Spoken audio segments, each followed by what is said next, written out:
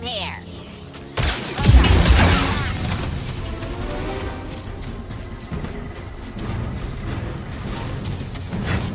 Don't waste my time!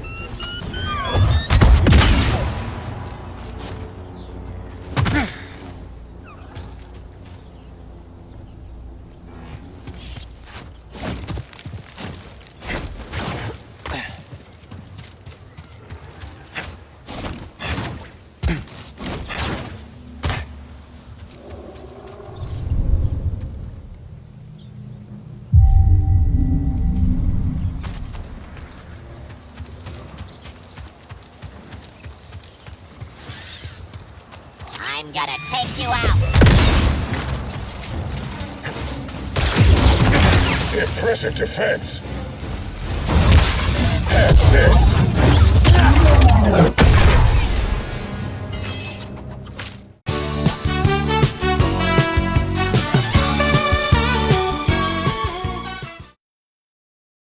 Hey there, so I have finished playing Star Wars Jedi Survivor.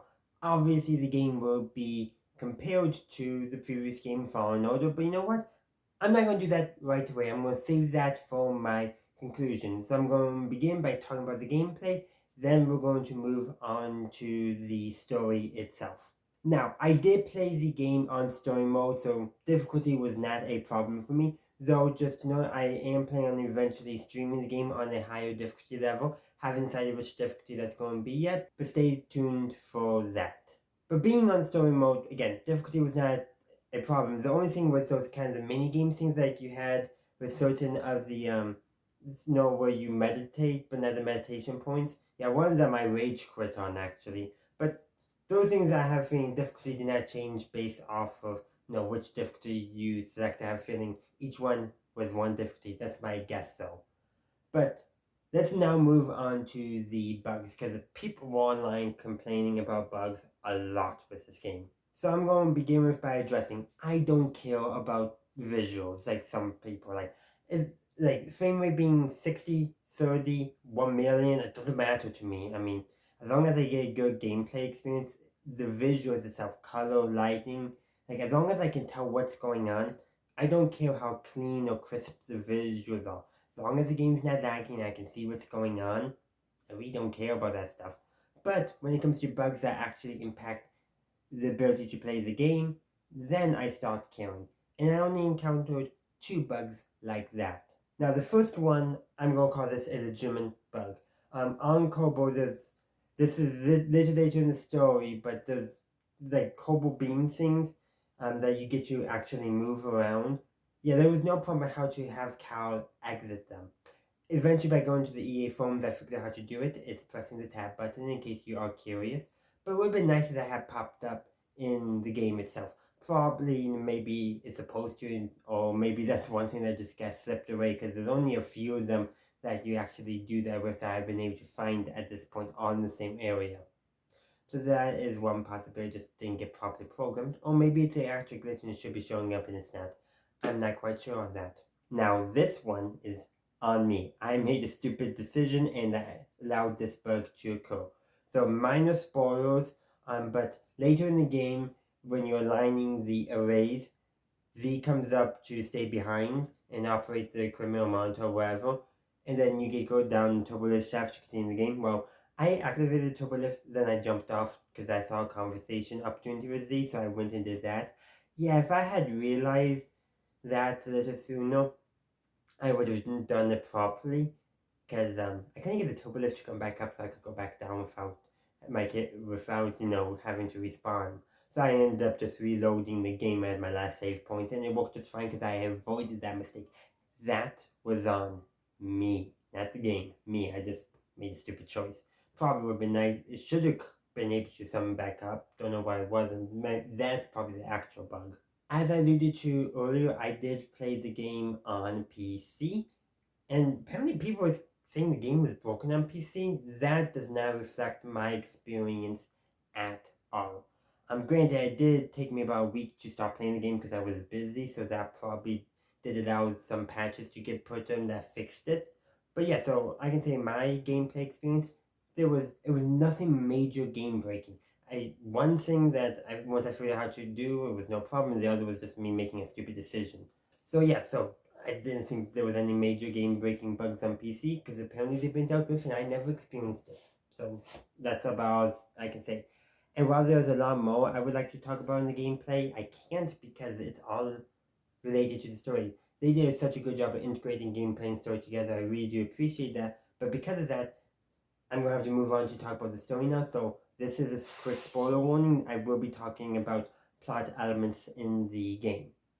This video is made possible thanks to viewers like you. The best way to help support my channel is to watch my videos, engage with them, because engagement on YouTube is king. So, probably a good way of looking at it is, so Star Wars Jedi Survivor brings Cal to the darkest place his character's ever been, even darker than Order 66. And in fact, that's actually how you can look at the two different topics of the game. Fallen Order was all about dealing with trauma, overcoming it. This game, living it. Not just having that trauma previously, but new trauma, loss, betrayal, all coming up and not have a good, healthy way of dealing with it. And that brings Cal to the dark place this game has brought him. There are opportunities in the game to use the dark side. It's quicker, it's easier. But that does fit nicely in, because there's been a big thing with Star Wars games about the gamification of the Force. Fallen Order Now Survivor has done a good job of doing it in a way it makes sense. Yeah, you can use the dark side, it's going to be quick, easy, makes you more powerful, but you're embracing the dark side, not the light side. And actually speaking of that, Marilyn, she's using the light side way more than Cal is in some regards and living the experience. Because Cal, he was basically a child soldier. All he knows about the Force is how to fight, not really how to protect and all that, because of Palpatine's manipulation and thus the Clone Wars. I do like how there is all connected. But yeah, I mentioned loss and betrayal being two things. Cal, at the beginning of the game, the missions, he loses his new crew. This is on top of the previous crew breaking up, so they all eventually get back together, and Cal and Marin really get together. Yes, I gotta say. So let's take a break from loss and talk about Cal and Marin admitting their feelings for each other, which I'm so glad they finally did that. Cause we all were shipping them from the moment they bonded in the last game, and I really did appreciate how it was that I kept on, like, every time, especially basically every time later on in the game after that point, every time Cal got drawn closer to the dark side, Marin pulled him back, showing how attachment can be healthy as long as it's not possessive and obsessive. And speaking of, the villains of the game all have some kind of attachment issue that drives them to possession. It drives them to the dark side. You have the Jedi from the High Republic, that Dagon. He's obsessed with Tanalo. Why? We don't know. And in some ways, I think what would be nice for us to know, I think it's purposeful that we don't know. Because what that does is it reflects how his obsession is driving him so much. There's nothing left about it. There's no heart left in it. It's just obsession now for the sake of obsession. Nothing driving it anymore. And then, of course, you have Bode, who we find out is a Jedi who also fell to the dark side.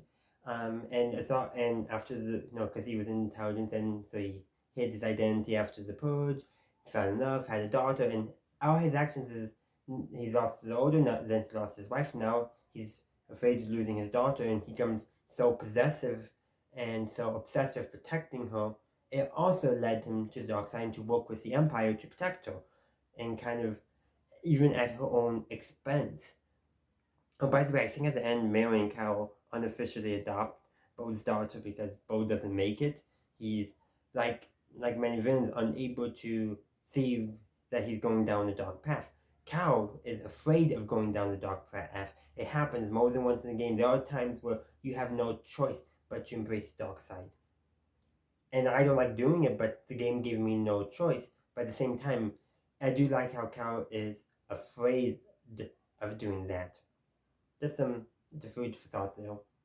And one great thing about how they presented Cal and Marin's relationship in the story is not only was it story beat wise very important, but they also were able to use it to help advance the gameplay because now Cal has the ability to, well, for lack of a better term, use a little bit of Night System magic, not so much. Sure, Marin gives him a charm that allows him to go to green force fields, so that's neat. But right after the first kiss, Cal, you can Marin, that's Cal basically, the whole method of transportation, which is basically kind of like a magic portal thing, but not quite. Very cool, very neat experience. Granted, we only can use it twice, and both times Marin has to be there, but still, it's such a great way of having that part of the story telegraph the gameplay. Like I mentioned with some other factors too, where the story is telegraphing the gameplay and the gameplay abilities. It's not gameplay serving the story or story serving gameplay. They serve each other, creating that much more rich experience. I'm recording this a little later after my initial recording because I totally forgot to talk about the fact that Cordova makes an appearance. He survives the purge, and him, Marin, and Theo are helping work with the path to help save, surviving Jedi and other Force users that are being persecuted by the Empire. I really do love that, and like the fact that he survives. Unfortunately, he doesn't survive the game. Same thing with Seal, but man, I think a lot of it is, again, it's serving that Cal is going to a dark place. That's why they did that. Now, is that the only reason to bring him back? No, because he's cool and I really wish he survived. And I hope we get more material with him in the future because he's such a good character. But speaking of Seal, we actually get a segment of the game where we get to play as Seal, and it is awesome. It's right after Bo betrays Cal, so there's that. But I think they did it so that way we could fully get the feel of a light side Jedi who's no longer struggling with dark side. Because in many ways, Cal is where Seal was at the end of the last game. We unfortunately didn't get to see Seal's character development, her overcoming the darkness inside of her in this story. I haven't read Banter Scars yet, so it may have been addressed there. But she at the end of Fallen Order is exactly where Cal is now. Well, not exactly, but roughly in terms of especially temptation and with the dark side and all that. But by the time of this game, she's overcome that. She is strong in the light side of the Force, and it serves her well, does make her powerful, because she's not giving in, she's not taking the easy route, so that makes her stronger. Her character is stronger, and thus her Force abilities are also stronger. Kind of like how they snuck that little in there, so that tells me that hopefully with the next game, which I think there's going to be a third game because this game is so popular, and I believe the story writer did say that they had always intended it to be a 3-part story, so there is that. But that tells me that if Cal is struggling with the dark side like Sue did at the end of the last game in the same place, roughly, because Sue had a slightly different beginning of her story, but the fact that it seems like the middle arc of both those stories seem to be roughly the same thing, temptation to the dark side, does kind of tell me that probably the next game will be Cal dealing with that dark side. And I do kind of like how giving us a taste of what it's like to play Seal, a Jedi who has no troubles with the dark side anymore. I think it is perfect, and it also makes her ending so that much better. And then facing Darth Vader and actually getting to fight Darth Vader instead of run away. I mean, come on. For any Star Wars fan, that is just pure fantasy right there. Unfortunately, Theo doesn't survive, just like Adova. But that's not the point of the story. Well, it is because it's a point of Cal's story, and that bringing him to an even darker place. Thankfully, Marin's there to, like I mentioned earlier, pull Cal back. But for Theo's story, her story was her overcoming darkness and becoming a stronger Jedi as a result of it. And that's what we get to see and what we get to experience as a player. Because let's address the main thing about video games. we're just not watching or reading the story, we're experiencing the story through media. So through an interactive media or medium, and because a video game is a medium and media is plural.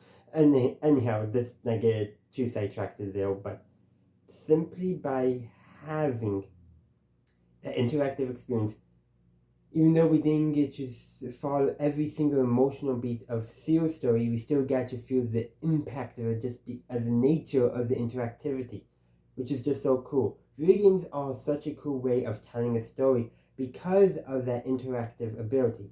Sometimes creators do a very good job, sometimes they don't, but in every single case, it typically leads to a stronger story, especially when it's a very good story, because you get to feel emotions in a way when you're interacting with a character and controlling their actions and making choices, even if it's only minor choices that you just can't do with other types of characters in other media.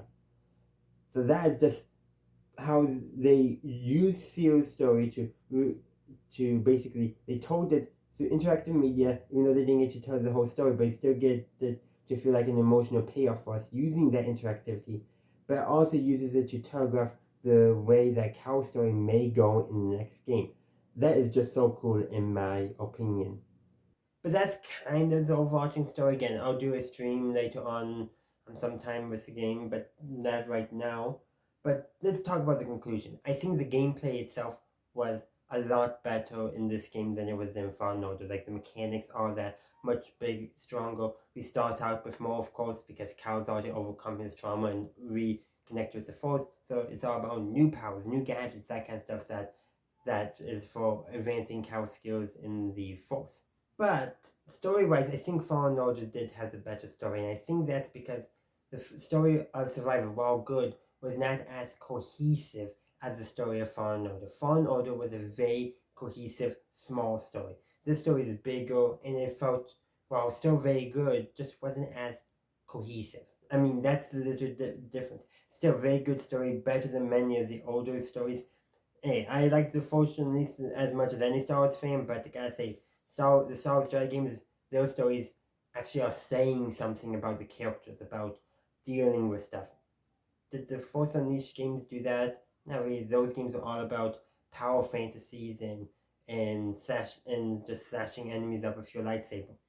The Star Wars Jedi games, not so much, and that's reflecting how the stories are actually stories that are saying something meaningful, not just about the lore of Star Wars, but also about our characters and what makes them tick, but also lessons we can take away, like not letting obsession drive us, trying to, have perspective, if you will. So those are just my thoughts. What are yours? Let me know in the comment section down below. Thank you for watching this video. I do hope you enjoyed it. If you did, feel free to like, upvote, and share the video. Also consider subscribing and following the channel if you haven't done so yet, and to ring that bell on YouTube to get notified of when new videos release. The link tree in the description links to all my social media. Check it out if you are interested, and once again, thank you for watching, and as always, have a good day, good night, wherever you are. May the Force be with you, always.